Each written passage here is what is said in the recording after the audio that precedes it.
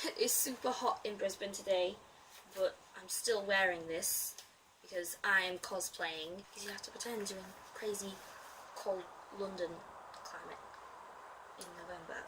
Hello everyone! So today I'm going to be reviewing, as you probably have guessed from the title, The Empty Grave by Jonathan Stroud. This book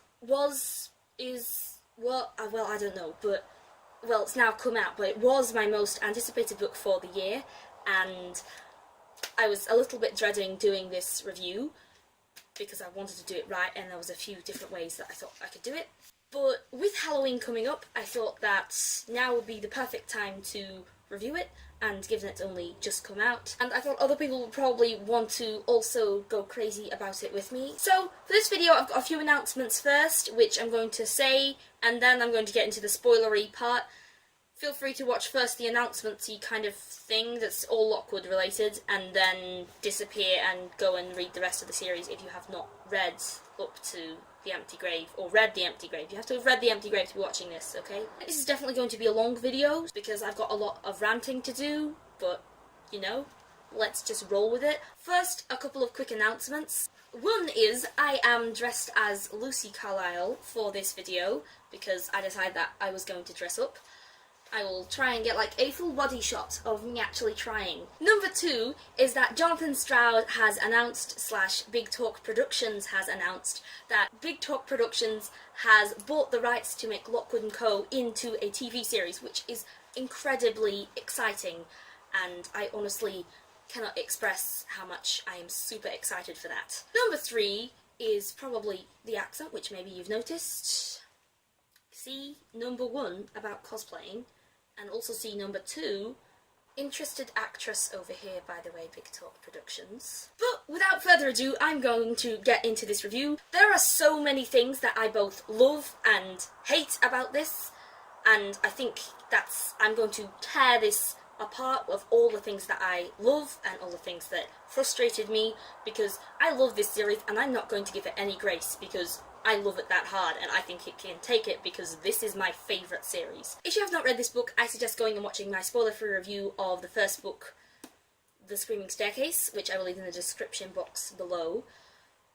This is going to be filled with spoilers, so please, if you have not read this series, go away and watch something else. Preferably that video of mine that I've got in the description. Alrighty, let's get on to it. First, I kind of wanted to say that I had a few predictions about what was going to happen, and actually lots of them didn't happen. I think I kind of took one path that I thought it might take in my head, and I kind of opened it up from there, but then it didn't go down that at all. So some of the predictions that I had was, I thought that George was going to go over to the dark side, or be brought over to the other side or something, and like set up shop there or something. I also thought that like Holly was going to die, and I thought I thought either George, Kipps, or Holly, or all three were going to cock it. The reason why I thought this was because the Hollow Boy already had Lockwood, like, played with the idea of Lockwood dying, and so I decided that Lockwood couldn't actually die. That would be teased with, but he couldn't actually die. Lucy can't die because she is the narrator, although I did toy with that and I thought maybe the skull could take over if she died or something. But in the end I decided that those three would be the three that would die, but then none of them did, which frustrated me a little bit because Kipps had a perfect opportunity to die there. Why didn't he just cock it? This probably shows a bit too much about my brain and who I think should die than I should be showing people. Also toyed with the idea of Holly being a double agent, but in the end I kind of put that out of my brain because I think she was from Rotwell and Rotwell kind of exploded, so whatever. To start off with, I loved the tomb raid. I thought that was really well done. Like, when they got down and they were like right next to where the coffin was, I was like, oh, that's cool. Like, you know, it's a bit of an anticlimax. And then I was like, no, this is a bit too much of a lull. There's definitely something. And then everything went to hell and everything was right again, because that's the way it should be. I like my action. The second case that I really liked in this was the theatre case. I thought that was really well done. It really scared me. I actually was I think maybe I was just listening to it too late at night or reading it too late at night, but it was quite scary. I did it again, it ran out of power. Theatre is my happy place, so I was actually a little bit weirded out that it actually made it quite creepy, and my theatre place was suddenly turned into somewhere that was quite creepy, and yeah. That was well done. I really liked that. Now on to a few little things that really frustrated me. Because I really love this book, I'm going to put it through my utmost expectations because I think it can take it. So to start with, and I think this kind of encompasses all of what this is about, is that I really just wish that this series was aimed slightly higher, because I think it's like lower end of YA. And because of this, I feel like there's a few things that we didn't get. Mainly being a death, a kiss, and a betrayal. We didn't get either of those three, which I was expecting. So, number one, I'm really frustrated that Kipps didn't die. He had a perfect opportunity to die there, and I feel like that would have been good for the characters, and it would have done something and meant a bit more. Part of me feels that maybe like Jonathan Stroud, after Bartimaeus's ending with, I'm not going to give anything else away, but that had rather a explosive ending, and maybe he didn't want that kind of explosive thing again to people just expect that he gives those kinds of endings. But mostly I blame it on the fact that I think it's set on a lower age bracket, and so it got less of the deaths and catastrophe that could have happened because of that. I am really hot, but I'm not going to turn on the aircon because that's going to make it really noisy. So I'm just going to die. Look at me suffer. About the kiss, I'm just a little bit frustrated. Like, as a girl, I'm like, jewellery is all well and good, Lockwood, but what we actually want are words, and we want like a proper emotional connection. A walk is all well and good, but I feel like what I actually wanted was a damn kiss, or him saying, oh hey Lucy, by the way, I kind of feel something. Like, something would have been nice, but, you know, whatever.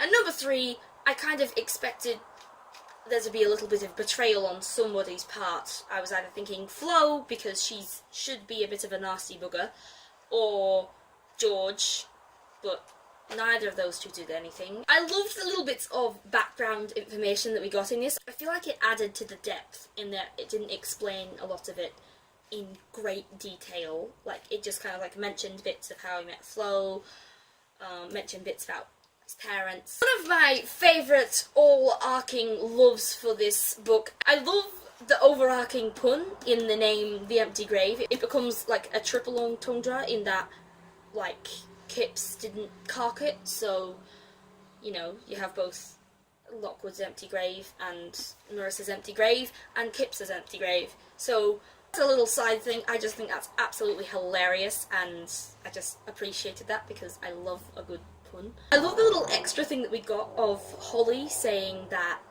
Lockwood wasn't her type, and then hearing that she lived with a girl.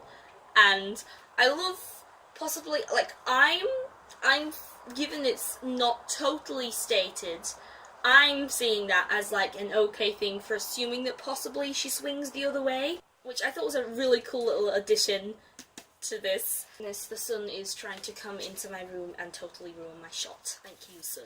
Finally, what I really wish is that, I know it kind of had an epilogue, I think, but I wish it had another epilogue set a few years later when the problem has been basically totally mopped up and Lockwood&Co all just trying to get back to their civilian lives. Because I remember one of the previous books, it talked about them saying, oh, what would we be doing right now if we weren't agents? Oh, like we'd probably be in school or something. That sounds really dull. I would have loved to see them struggle trying to fit back into civilian life, like opening that. Maybe it's just leaving it as like an open-ended thing, but or maybe he's like going to add on another book, I don't really know.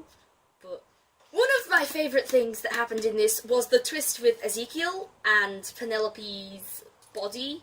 I loved that. I didn't actually see that coming. Maybe I should have guessed it, but I didn't, and that's really okay with me. I think I've kind of said all of this in a bunch of scrambles. I tried to kind of sort my thoughts before I started talking, but it's all kind of scrambled out in a scramble, so for the minute that's probably about all. Hoping this is all filmed correctly given my camera has given out once or twice. That will be all. Thank you so much for watching and I will see you next time.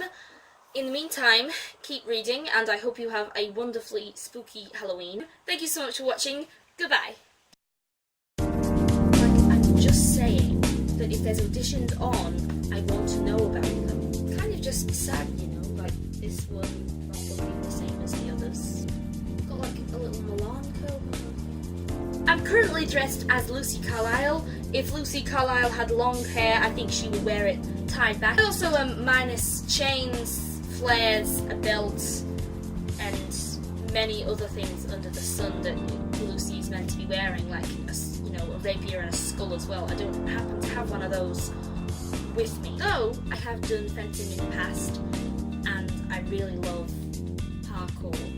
So I am practicing this accent for the minute. I have by no means perfected it, but I thought that if I tried, then at least I could possibly have some pointers if anybody had any, and it was just a good way of practicing. The great character for a minute, I was like, bloody hell, that's amazing!